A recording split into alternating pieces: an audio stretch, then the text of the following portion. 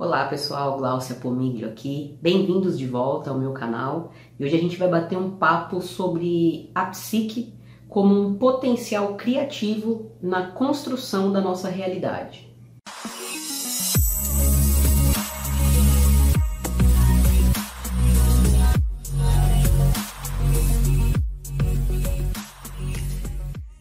Então pessoal, nos últimos vídeos eu venho trazendo bastante aí, a analogia, como que a gente pode colocar essas duas ciências, como por exemplo a mecânica quântica e a psicologia analítica do Jung, em conversação. Vocês têm contribuído bastante também com os comentários, trazendo a percepção de vocês e colocando dúvidas aí, e à medida que eu consigo, eu também disponibilizo um pouco do meu tempo para eu poder responder aí a todos vocês. E aí, dando continuidade, nesses temas e nesses vídeos, evoluindo um pouquinho, essa nossa conversa, esse nosso bate-papo, vamos falar hoje mais um pouquinho sobre a psique, como que ela pode contribuir, como um potencial criativo na construção da nossa realidade. E como vocês sabem, a gente já tem conteúdos aqui no canal, onde a gente fala pela perspectiva e pelos estudos da mecânica quântica, onde o fator consciência ele é bastante discutido, sobre a questão do colapso da função de onda. Então, pela perspectiva da mecânica quântica, o que acontece? Tudo isso é bem estruturado, dentro de um formalismo matemático, onde, por meio dos experimentos, o que os físicos conseguem identificar, qual é o descritivo ali deles? Que a partícula, ela encontra-se num estado de superposição, ou seja, são as potencialidades dessa partícula. E para essa partícula poder ser colapsada, que o nome para isso é o colapso da função de onda. O colapso da função de onda só vai existir a partir do momento que existe uma observação, que existe uma interação. Caso contrário, o colapso da função de onda não ocorre e a partícula continua no seu estado de superposição. Ou seja, a discussão sempre está em cima de quê, Que é a consciência do observador, ou seja, a discussão não é somente sobre os aparelhos, Sabe-se já que o aparelho ele vai interferir, no colapso da função de onda. Para isso tem vídeo já aqui que a gente falou também sobre a questão da decoerência quântica. Mas a decoerência, ela não responde todas as perguntas. Em última instância, a consciência, é o observador. Você precisa ali da mente, de uma consciência para captar essa informação. Isso também é sustentado por meio de quê? Do princípio da incerteza de Heisenberg, Werner Heisenberg, onde ele vai falar, olha, você não consegue ter todas as propriedades determinadas da partícula. Ou seja, quando você tem a intenção de falar assim, olha, eu quero saber, quero ter conhecimento das propriedades dessa partícula no seu estado de onda, você vai ter as informações dessa partícula no seu estado de onda. Se você tem a intenção de saber as propriedades dessa partícula no seu estado material, então você vai ter as condições dessa partícula no seu estado material, por isso dualidade onda-partícula. Então pensando, nessa questão, pelo viés da física quântica, em que tudo está em estado de superposição, que são as probabilidades, algo probabilístico, vamos olhar agora um pouquinho pela questão da psicologia analítica, que eu acho que é algo que dá para a gente conseguir fazer uma analogia e conseguir conversar. O Jung vai falar do quê? Do inconsciente coletivo, que todas as informações no inconsciente coletivo são padrão, são padrões arquetípicos que influenciam na maneira que a gente pensa, nas nossas emoções e nos nossos comportamentos. E aí nós temos também a questão do quê? Dos complexos. O complexo ele sai um pouco desse âmbito do inconsciente coletivo, que é compartilhado por todos nós, né, da humanidade, e ele vai vir, o complexo ele vem para algo subjetivo. Então, imagina que os complexos são meramente didático, tá? Imagina diversas bolinhas, tá? E essas bolinhas, elas são carregadas, né? Existe uma energia emocional que é totalmente individual e subjetivo, de experiências que nós temos individualmente.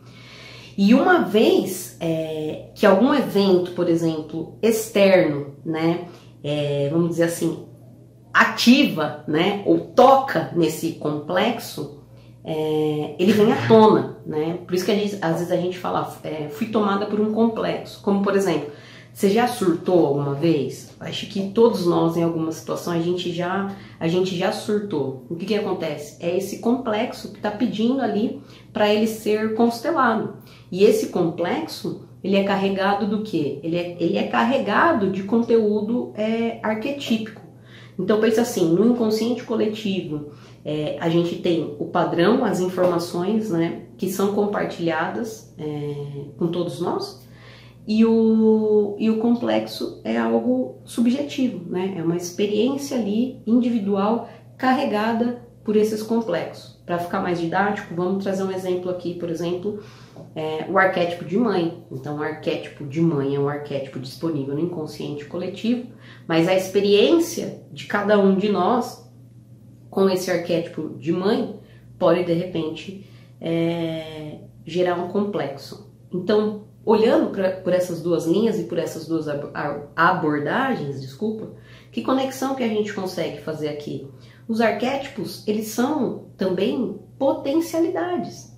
Da mesma forma que eu tenho uma partícula em seu estado de superposição, né, que está num lugar que ali, pelo formalismo matemático, os físicos vão chamar de no emaranhamento quântico, que todas as partículas estão interconectadas, num lugar sem espaço, sem tempo. A partir do momento que a gente faz essa interação, que ela passa a colapsar, então ela tem seu estado definido, com suas propriedades, ela passa a existir no espaço e no tempo.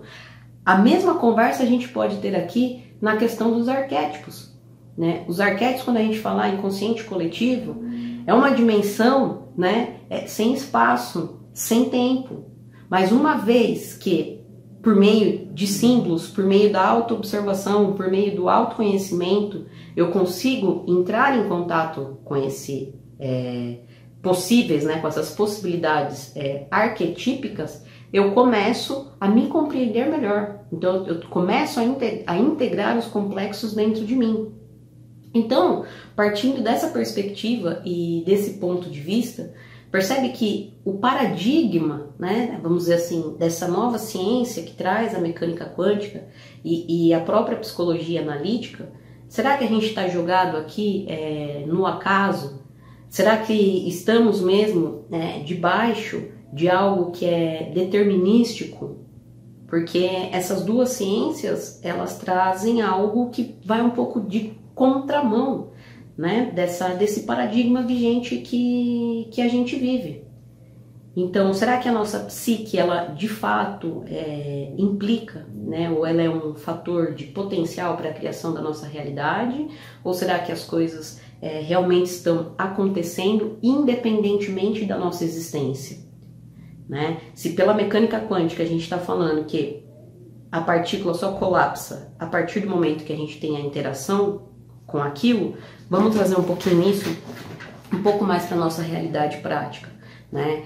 Eu sempre costumo falar aqui que no nosso dia a dia a gente não vai, né, colapsar uma partícula. Eu não quero saber a propriedade de uma partícula, né? Não estou falando de elétrons, eu não estou falando de quarks no meu dia a dia, né? Não estou falando de bósons. No nosso dia a dia a gente quer, de repente, ter um emprego melhor, a gente quer ter uma saúde melhor, a gente quer ter relações melhores, a gente quer ter dinheiro, né? Então, o que a gente precisa na vida prática? Entrar em contato com isso. Porque tudo é uma questão de informação. Então, para tudo que eu desejo na minha vida, eu preciso entrar em contato com isso, eu preciso de intenção, né? Para que eu tenha a informação, para que isso possa existir na minha realidade. Então, se na minha dinâmica psíquica eu penso que, por exemplo, olha, eu não mereço uma vida saudável, eu não mereço, por exemplo, uma prosperidade, eu não mereço bons relacionamentos. Olha só, eu estou interagindo com esse tipo de informação. É com esse campo, né, de potencialidades e de probabilidades que eu estou interagindo. Então, quanto mais eu interajo com isso daí, o que eu tenho? Eu tenho mais informação, né? Eu não dei o exemplo do princípio da incerteza? Caramba, eu quero descrever a propriedade em onda ou partícula. Esse seria o exemplo na nossa vida. Eu estou olhando para a catástrofe, né? Ou eu estou olhando para outras e novas possibilidades. Então é esse processo de interação, né? A gente começar a perceber, pessoal, trazer para o nosso dia a dia, que nós não estamos desconectados dessa realidade. E que à medida que a gente vai ganhando consciência, que a gente vai tomando consciência, a gente pode sim começar a moldar novos caminhos, né? E os arquétipos, eles ajudam em que sentido, né? Os arquétipos, sobretudo, onde que eles estão devidamente espalhados? Nos mitos. Acho que eu já falei isso em outros vídeos aqui. Então, quando a gente vê um mito, né, a gente consegue ver ali um arquétipo se desenrolando dentro daquela história. E o nosso inconsciente vai trabalhar bem, vai captar bem, né? Quando a gente se permite nesse processo de autoconhecimento, a gente consegue entender o que aquele mito está querendo trazer para a gente. Né, que informação aquele mito está querendo passar. Isso ajuda a gente, né, a moldar, né, a termos uma nova percepção e visão de mundo e alterar também os nossos comportamentos. Vamos pegar, por exemplo, a situação que a gente está passando agora. Né? Tá calor pra caramba, não tá? E aí, será que a gente está interagindo devidamente com o ambiente? Ou a natureza simplesmente surtou e tá quente aí do nada, do acaso? Ou será que a interação humana, né, nesse paradigma vigente que a gente vive hoje, onde a gente produz incansavelmente, né, onde a gente produz sem parar, a gente não tem muita noção, né? A produção ela é em excesso, ela é em excesso. Será que então a nossa interação com o mundo, com o ambiente, não está fazendo com que a gente tenha essa situação agora, né, dessa questão do clima? Ou será que realmente nós estamos separados? Né? Esse princípio da complementaridade, né, de tudo ser dual, partícula e onda, se a gente pegar pela psicologia analítica também essa questão de mente e corpo. Então, por exemplo, quando eu tenho alguma coisa física, né, vamos dizer, apareceu um distúrbio aqui em mim, algum problema físico, da mesma forma que eu tenho, né, algo no físico, paralelamente eu também vou ter na minha mente, na minha psique. As coisas não estão separadas, as coisas não estão isoladas. E é essa visão de mundo que a gente tem que começar a transformar. Que a gente tem que começar a parar e se questionar um pouco. Eu realmente, né, afeto o que estou fazendo agora? O que eu faço agora, por exemplo, eu estou aqui gravando um vídeo. Isso está realmente só me afetando, as minhas condições, ou eu estou afetando o todo? Porque eu faço parte do todo. Então é isso que a gente tenta questionar um pouco com essas duas ciências que olham, né, estudam em abordagens distintas, mas que a gente consegue fazer, a gente consegue trazer para essa conversa. Então, para que a gente crie condições melhores para nós precisamos de informação. Né? A partir do momento que eu tenho a informação, que eu ganho consciência, eu posso mudar a rota, eu posso mudar o caminho.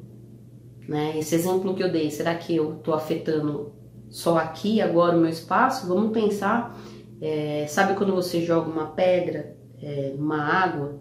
Né? Dá para fazer esse experimento em casa. A gente põe uma baciazinha de água, joga uma pedra, o que acontece? Essa onda de informação, ela se espalha. Então todas as nossas atitudes, elas não vão impactar somente a minha vida. ela impacta a vida do outro também. Por quê? Porque nós fazemos parte desse coletivo. Eu não estou isolada aqui no meu mundinho. Eu estou conectada com você que me assiste agora. Você está conectado comigo e todos nós estamos interconectados.